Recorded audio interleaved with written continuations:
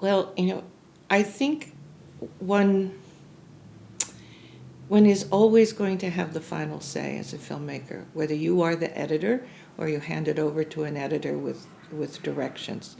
So there's always going to be some authorship there, guaranteed. But the idea of approaching the very project in which there is a greater sense of participation than just an authorial presumption allows for a different kind of process.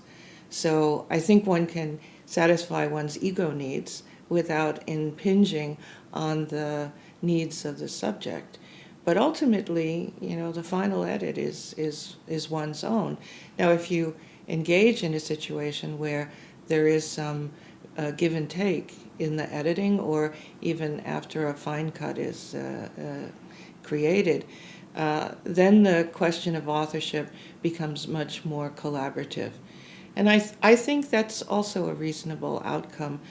I don't know that you have to suppress your ego in order to do responsible work. I think you have to acknowledge that that's always going to be there.